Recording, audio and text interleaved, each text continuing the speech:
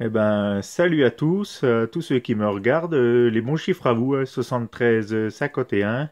Donc aujourd'hui une petite vidéo juste pour vous présenter une embase magnétique, voilà. Donc je vous montre ça, mon dernier achat. Donc j'ai acheté ça vendredi. En fait, j'avais un peu de ROS sur mon poste que je n'arrivais pas à faire descendre. Donc j'avais une embase, donc voilà mon embase, hein, c'est une embase CRT qui est assez âgée. Et puis donc mon antenne c'est un fouet Sirio Megawatt 4000. Et donc ouais, sur mon poste j'avais un peu de ROS et j'arrivais pas à le faire descendre. Donc j'ai dépouillé un peu mon embase magnétique, je vais vous montrer ça.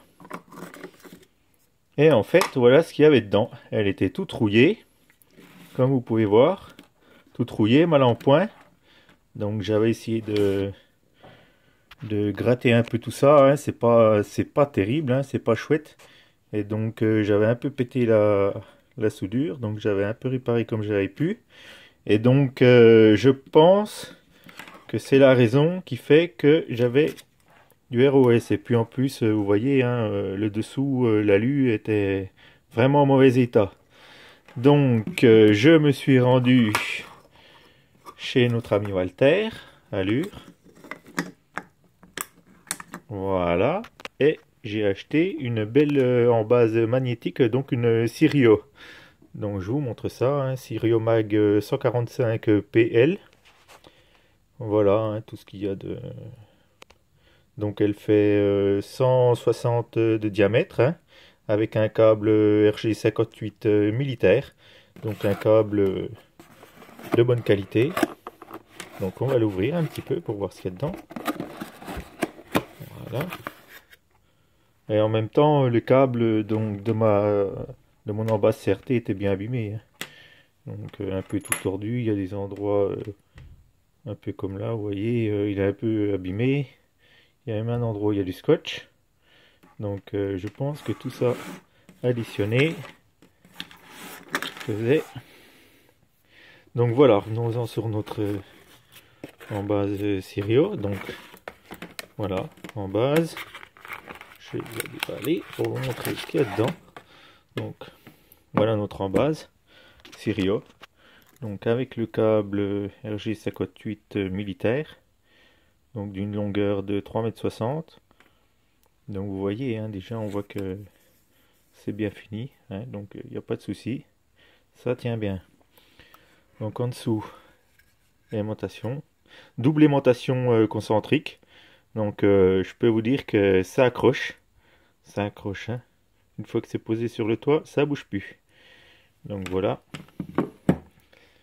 avec la protection PVC, voilà, protection PVC, et puis notre petite feuille d'alu qui est là et qui va venir se mettre sur le dos de l'embase.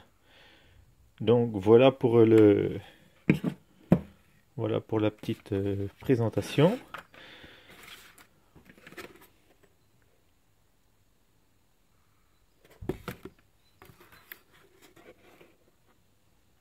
Voilà. Donc je vais vous laisser 2 minutes. Je vais mettre mon alu sur mon embase et puis je vous reprends après.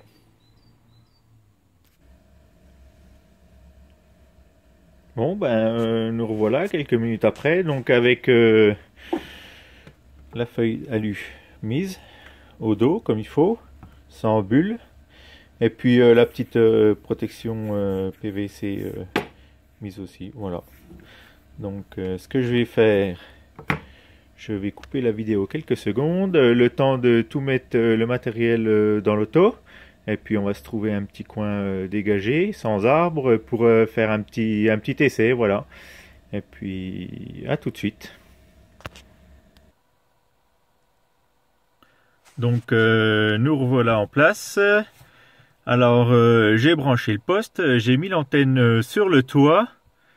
Donc tout est bon. Je me suis mis en FM. Voilà, voilà.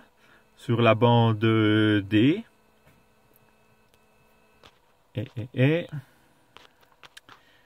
Donc, nous allons faire un premier essai. Donc, j'ai basculé le bouton calibre sur calibre. Donc, nous allons régler ça. Je m'approche. Je passe en émission.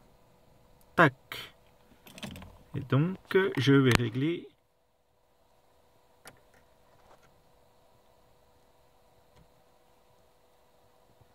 pour amener mon aiguille juste en face du petit repère rouge. Voilà, nous y sommes. Donc maintenant, je vais repasser en SWR et nous allons vérifier le ROS. Alors bien sûr, l'antenne, j'ai encore pas touché, donc je ne sais pas du tout ce que ça va donner. Donc allons-y. Tac. Donc là, c'est pas bon du tout. Nous sommes à environ 2, 1,8. Donc là, c'est pas bon du tout. Donc je vais être obligé d'aller régler mon fouet. Donc pour ce qui est du réglage, donc sur le fouet, comme vous pouvez voir, je pense que vous voyez comme il faut. On a deux petites vis là, à ce niveau-là. Donc on va les dévisser, puis régler en hauteur ou raccourcir, allonger ou raccourcir le fouet pour redescendre le rose, pour ajuster ça comme il faut. Voilà.